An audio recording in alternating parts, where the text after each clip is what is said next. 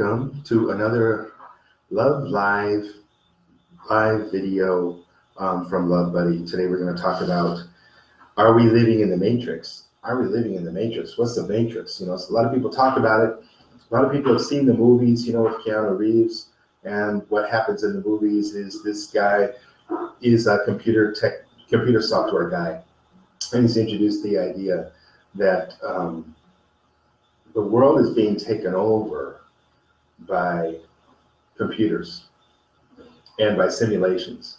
And the idea is that if you become part of the Matrix, it means that your physical body is used as like a energy generating, like a battery. And one of the derogatory terms that one of the people use, they call them copper top, which is a type of a battery, right? And so your body's used, but then your brain is hooked up to this simulation. It's almost like virtual reality. It's almost like what they're starting to do with goggles and virtual reality simulations, so that you can pretend that you're in a whole other environment. And once a whole other environment, using technology properly, is approximated enough to the degree that it seems real. So it just takes a certain amount. It doesn't have to be perfect, because we think that we can see, all around us all the time, or we hear all around us. Or not really. That's not really how we're working right now. We're focusing on certain smells, certain sights, certain interruptions to our stream of consciousness, things like that. But our perception of reality is actually extremely limited by two factors. One factor is that our senses can't take everything in all the time. There's just too much information. And another factor is that we have our own bubble that we're in, of our own beliefs, our own ideas, our own genetics, our own experience in life, nature, nurture. Those things all influence what we're able to take in and how we perceive the world, which is extremely limited compared to everything that's going on all the time. So it's no big deal, really. And we're reaching the point to where, people are putting on these goggles and the sound, and then maybe they're sitting in a chair that'll move and vibrate in certain ways, and it seems almost like the real thing to them. So we're not far from being able to simulate that ourselves in our own kind of crude way, where technology is sitting today. So the concept that we're in the Matrix, that we're actually in some kind of a simulation, that this world isn't real, that it's all kind of made up, isn't really that impossible to imagine. But I think it's a little bit different than that. I think it's just like that. I think it's a simulation. I think we can make the world anything we want it to be. I think it's completely malleable, because I've experienced days where I had the right attitude when I woke up, right? I was inspired. It was a happy day. It was a sunny day. Who knows what it was exactly, because I didn't have that much control over it at the time. But sometimes things just went great. And when you visualize them, when you intend for certain results, you can mold the world.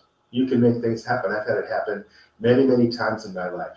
I wanted to travel the world, and I didn't have any money, and I didn't know how I was going to do it, but I had that intention, and I mentioned it. I was living in China at the time, and I was destitute, impoverished. I was alone, had no real friends, but I wanted a job where I could travel, and I mentioned it to just a couple of people, and lo and behold, the opportunity to travel, they paid all the bills. I could speak some Chinese, and I was helping some Chinese people to travel around the world. And I got the free ticket at the time. Wasn't perfectly ideal, but it was what I wanted. It wasn't ideal because I was working, right? I had to work. I didn't have a lot of money to throw around and, visit the symphony orchestra in Vienna and some other things that I'd like to do now. But I did have the objective. I wanted to visit the world. I had no idea how it was going to happen. This is kind of where this idea of The Secret, the movie by Rhonda Byrne comes in. And she talks about, and she has a lot of gurus on there that talk about, look, if you visualize, you know what you want, you can make that happen. I've experienced that completely firsthand. And I've experienced miracles completely firsthand in 3 different religions. Won't go into the details about that today. But the point is that this world is completely malleable. This world is completely what we make it. It's complete. We have complete control over our experience in life. Absolutely.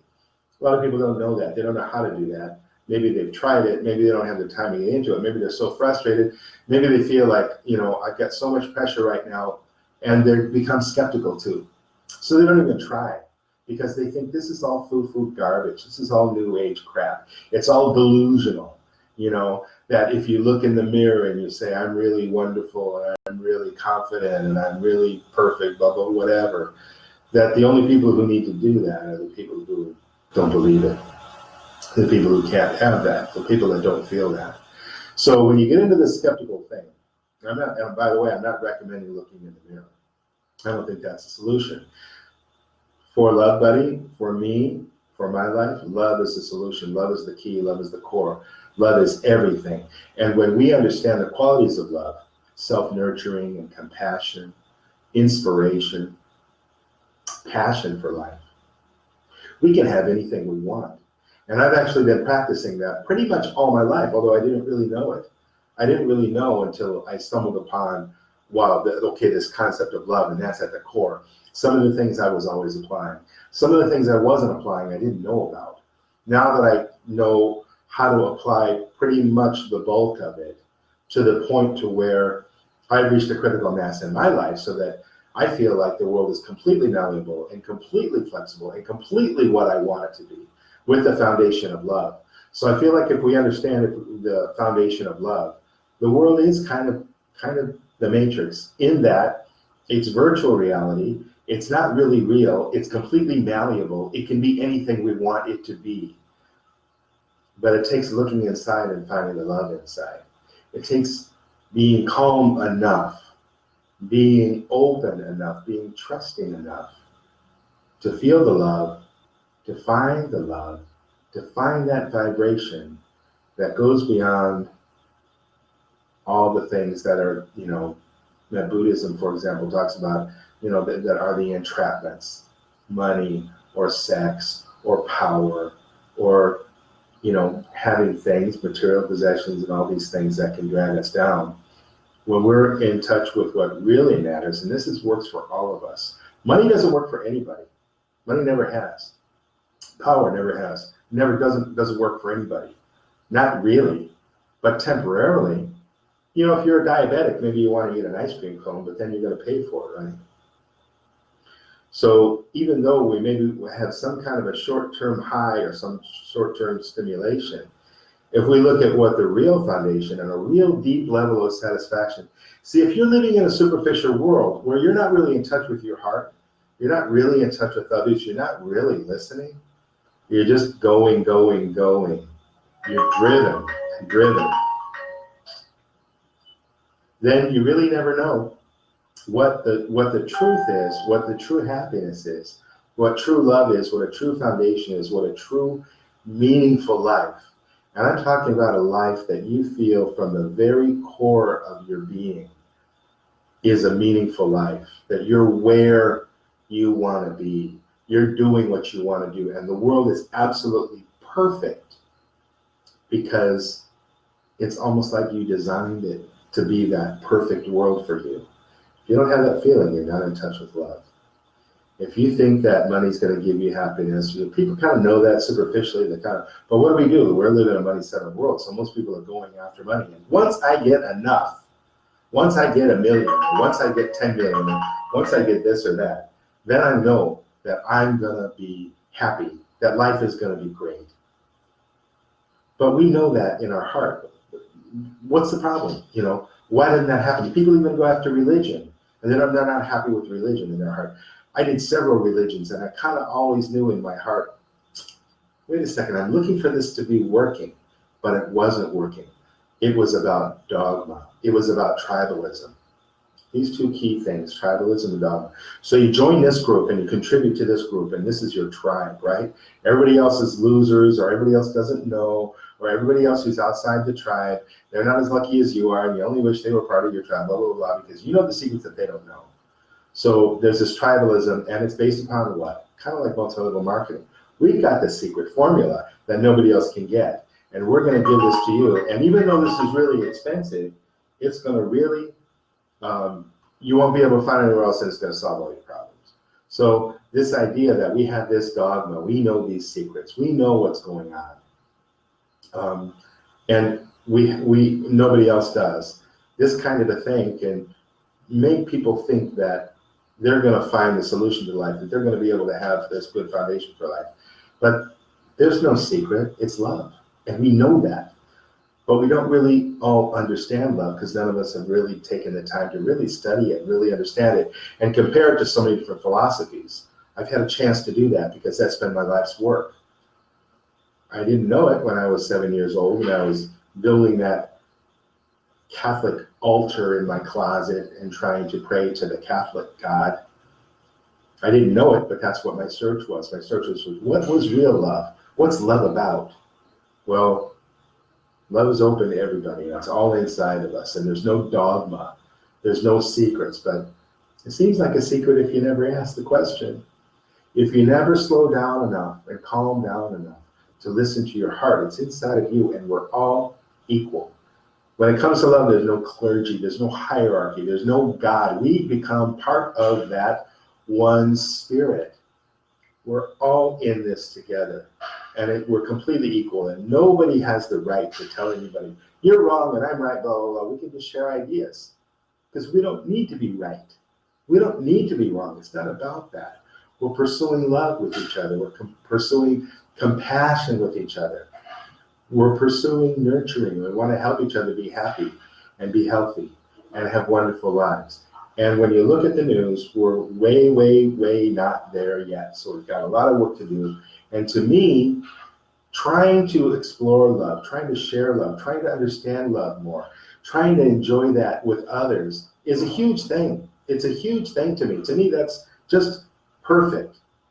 It's the perfect goal for me right now. And I don't know what, if suddenly, magically, everyone was loving each other, I don't know what I would do. Maybe there'd be something else to do. I'm not sure. But right now, I really enjoy exploring love and sharing love and being part of this challenge, being part of this mission to focus more on love for my own life and learn how can I be more loving to myself, to other people, to the earth, and share that conversation, share that learning, share that experience with other people. I can't imagine anything more perfect. So I live in a perfect world from that standpoint. Challenges come up, and that's what we want. We want challenges. We want problems so we can solve them. Because as the guy who, I just read recently a book that was really, really popular, The Art to Not Giving a Darn, but he uses a different word, starts with an F. One of the things he says is that these problems that come up, where happiness doesn't come from no problems. Happiness comes from solving problems. We get a sense of accomplishment. We get a sense of contribution. That's built into us. What is that? That's love. That's the organizing principle of love. That's when we feel the love, we understand the love enough to the point to where we're applying the love and we're seeing love work miracles, which it can every day, all the time, all over the place, because love is that powerful. So are we living in the matrix? Yeah, we're living in a matrix.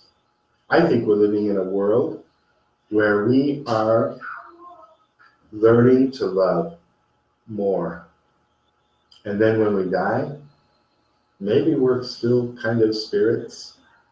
Maybe we rejoin like people with these near-death experiences. They see their dead relatives and they go back to have a life review that's not about judgment.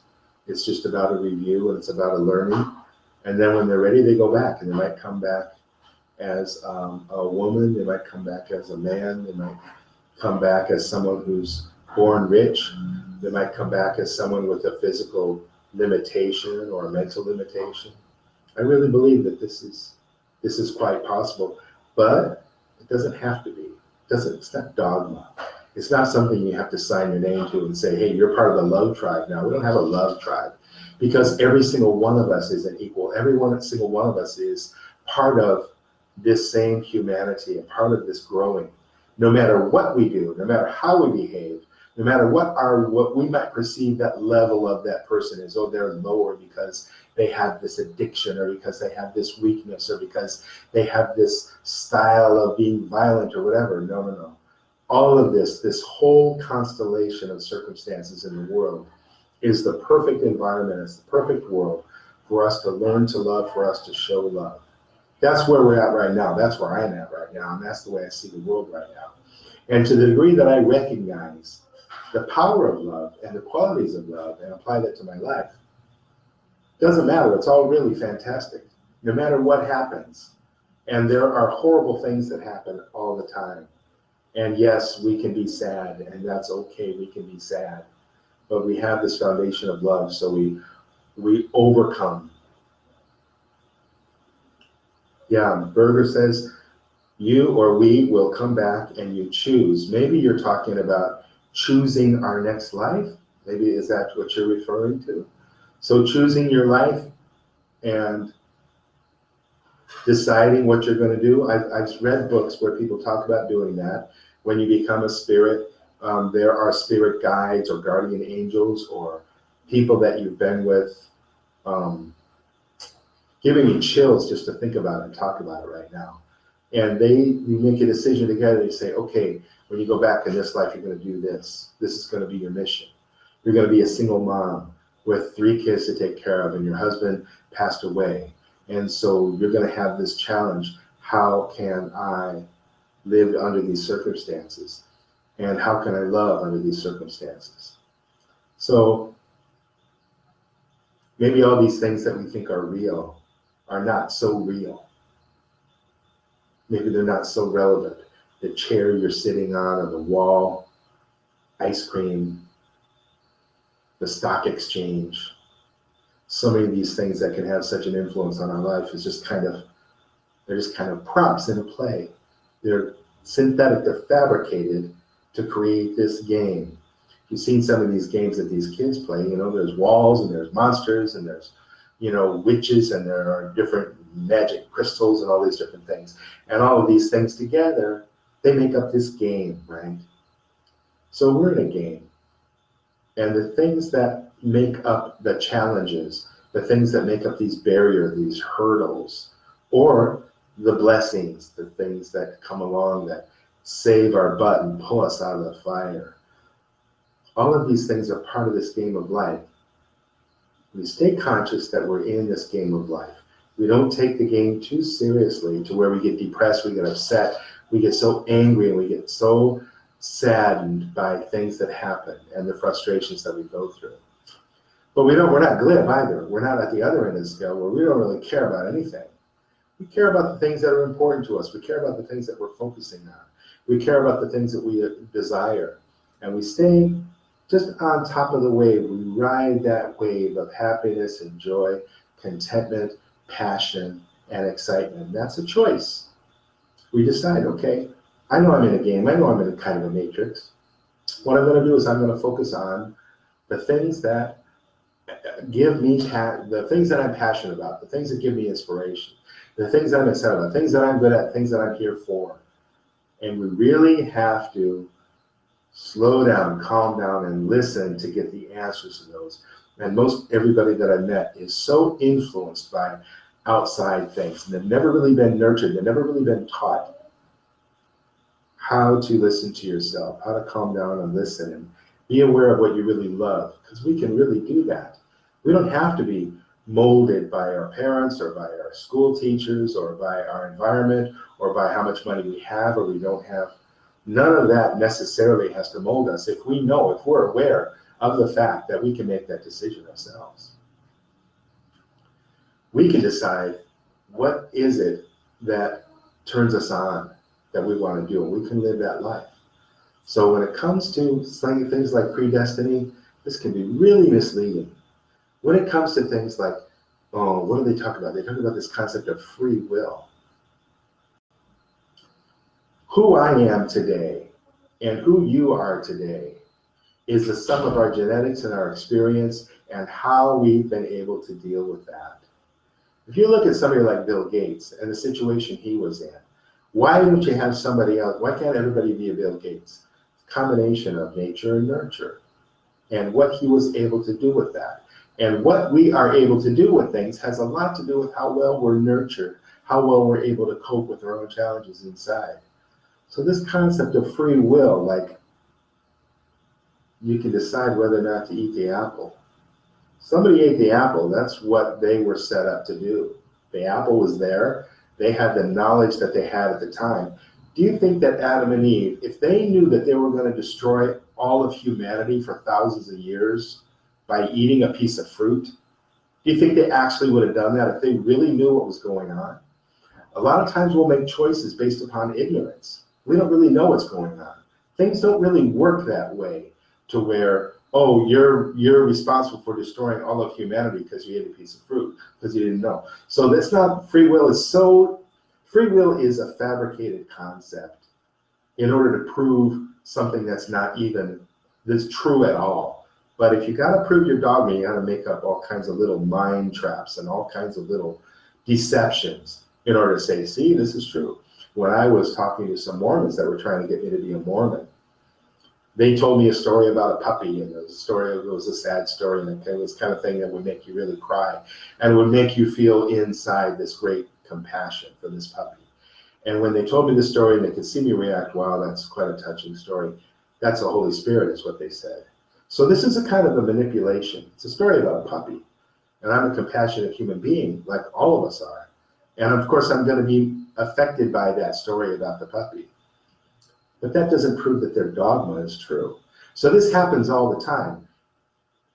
Foundation of love, complete freedom, no dogma. There is no right, there is no wrong. That's not how it works. Love is dynamic, and our expression of love today could be different than it's going to be tomorrow or than it was yesterday, because love is growing and changing. It's about intention. Tennis players, to win a tennis game, do they always stand in the same place and hit the ball the same way? No, they're reacting to what the ball comes at them. You know, where it's coming from, the speed it's coming from, where they're standing at the time, you know, what they're able to do at the time. It's dynamic. Games are dynamic. Games don't have a set of dogma and rules. Yeah, there's skills. You learn skills, you get understandings so that you can apply these things, but it's not cut and dried.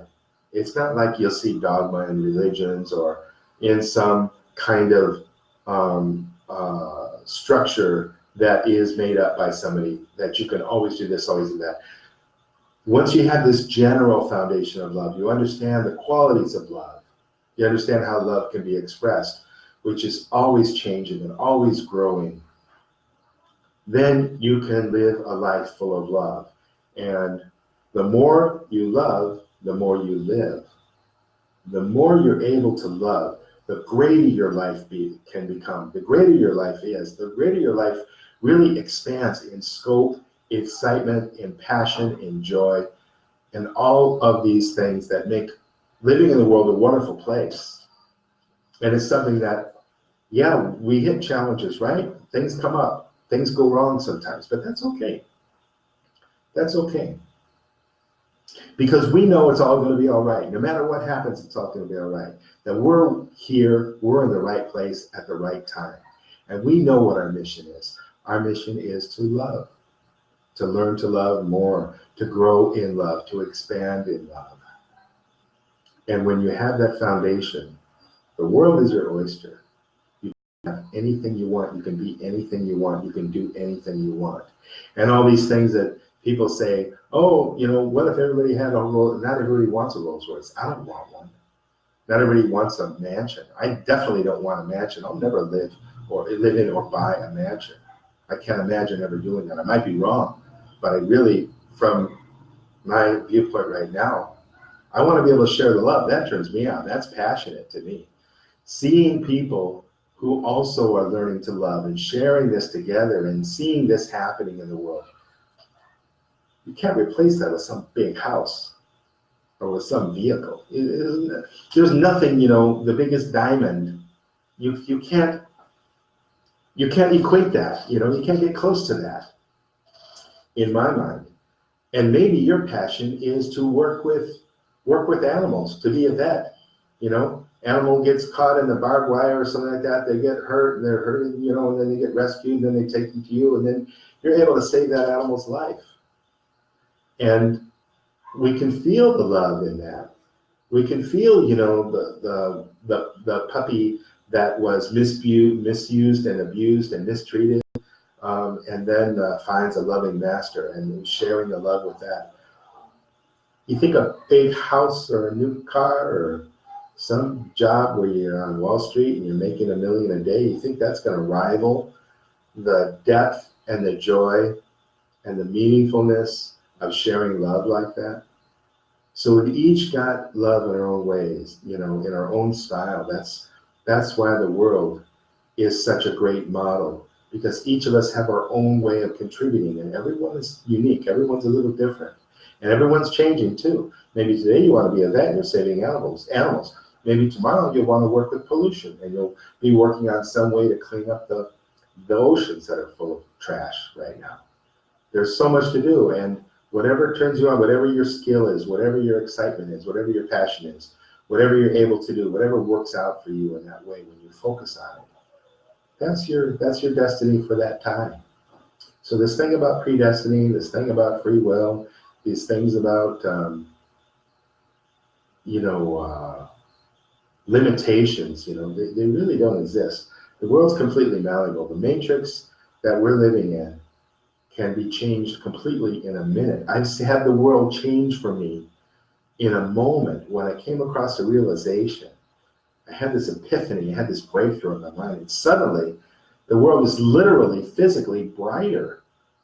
Sometimes literally the sun would come out after it was raining. Maybe it's coincidence, maybe it's not, I don't know. It doesn't have to be true. But what I do know is that from my personal perspective, my personal experience, suddenly when I realize something, wow, I live in a whole new world now. I don't have to worry, I don't have to feel depressed and concerned about what I was concerned about. I don't have to have that drag me down. Now I realize what the world can be. Well, when you understand love and you live within love, it's always like that. You never really get that down. And if you do, it's just for a spike, a very short period of time, because you have this foundation of love that's keeping you strong, that's keeping you able to deal with the challenges of life, that's giving you a meaningful life, so that you don't have this question, why am I here? What are we doing? What is this all about? Why? Because of love, because we're learning love, and this is the perfect environment in which to learn love. So is the matrix true? Are we in a matrix? Yeah, kind of. Is that a bad thing or a good thing? It's not good or bad. Once we embrace what love is, when we understand what real love is, not fake love, not tough love, not love from some ancient book that has hellfire or has punishment or has some chosen tribe, it's ridiculous. But when we understand what real love is, we're in the perfect matrix, and we get to be and do and have anything we want. Life becomes this incredible joy. Okay, so somebody's trying to reach me here on my phone. Maybe you can hear. I've got to have a little meeting now. So anyway, thank you so much for listening. Thank you so much for participating. Any feedback you have is absolutely golden. I appreciate any feedback, because I love to talk about love. I love to understand it more. I love to hear other people, because, hey, I'm just by myself, and this is a really big world. There's over 7 billion of us. And so I know I don't know all the answers, and I know that I'm in a learning process like everybody is. And each of us knows things about love, and each of us can share things with each other. So that's why feedback is so golden. So I really appreciate that. So thanks so much for being here. Thanks so much for being you. And thanks so much for your contribution to the world, because you are loved, you are valued, you are needed, you are part of humanity that plays a significant role. And I love that. I love that. I love having you here. So I love you. This is Matthew from Love Buddy. Have a wonderful day. I'll see you tomorrow at the same time. Take care. Bye-bye.